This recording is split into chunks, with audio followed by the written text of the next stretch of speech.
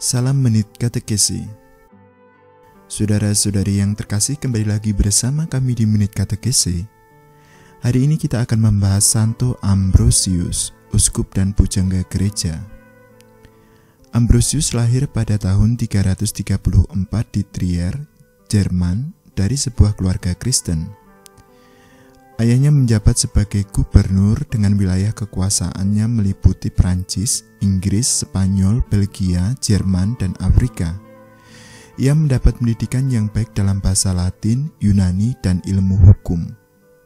Ketika uskup kota Milan meninggal dunia, terjadilah pertikaian antara kelompok Kristen dan kelompok penganut ajaran sesat Arianisme. Mereka berselisih tentang siapa yang akan menjadi uskup yang sekaligus menjadi pemimpin dan pengawas kota dan keuskupan Milano. Para Arian berusaha melibatkan Kaisar Valentinianus untuk membantu bagi mereka calon uskup yang tepat. Kaisar menolak permohonan itu dan meminta supaya pemilihan itu dilangsungkan sesuai dengan kebiasaan yang sudah lazim, yaitu pemilihan dilakukan oleh para imam bersama seluruh umat. Ketika mereka berkumpul untuk memilih uskup baru, Ambrosius yang saat itu sebagai gubernur datang ke Basilika untuk meredakan perselisihan antara mereka. Ia memberikan pidato pembukaan yang berisi uraian tentang tata tertib yang harus diikuti. Tiba-tiba terdengar teriakan seorang anak kecil, "Uskup Ambrosius! Uskup Ambrosius!" Teriakan anak itu serta-merta meredakan ketegangan mereka. Lalu mereka secara aklamasi memilih Ambrosius menjadi uskup Milano. Ambrosius enggan menerimanya karena ia belum dibaptis. Selain itu, ia merasa jabatan uskup itu terlalu mulia dan meminta pertanggungjawaban yang berat. Tetapi akhirnya atas desakan umat, ia bersedia juga menerima jabatan uskup itu. 6 hari berturut-turut, ia menerima semua sakramen yang harus diterima oleh seorang uskup. Setelah itu ia ditahbiskan menjadi uskup. Seluruh hidupnya diabdikan kepada kepentingan umatnya. Ia mempelajari kitab suci di bawah bimbingan Imam Simplicianus, memberikan khotbah setiap hari Minggu dan hari raya, dan menjaga persatuan dan kemurnian ajaran iman yang diwariskan oleh para rasul. Dengan bijaksana ia membimbing hidup rohani umatnya.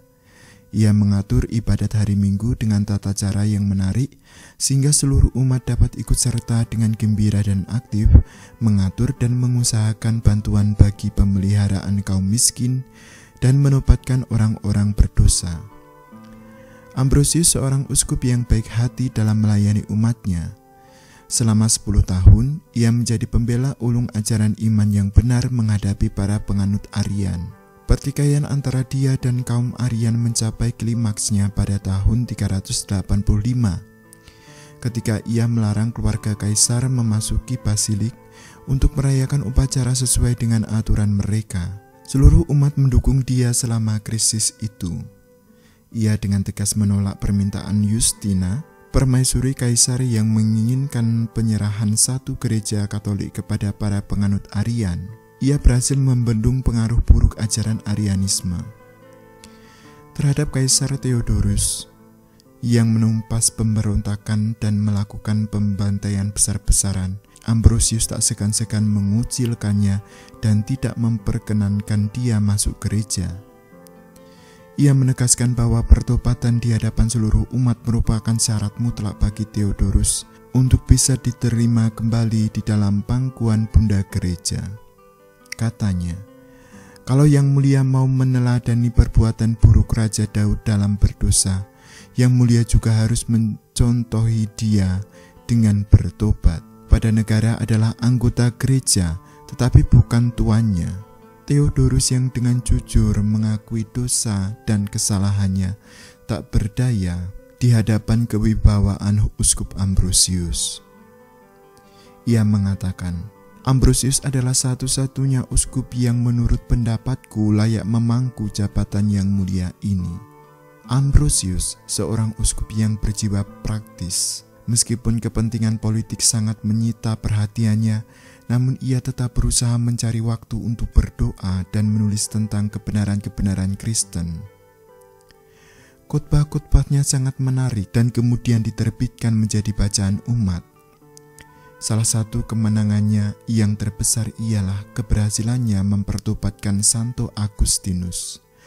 Ambrosius meninggal dunia pada tahun 397 dan digelari pujangga gereja. Ia termasuk salah seorang dari 4 orang pujangga gereja yang terkenal di lingkungan gereja barat. Demikianlah secara singkat tentang Santo Ambrosius, uskup dan pujangga gereja. Salam.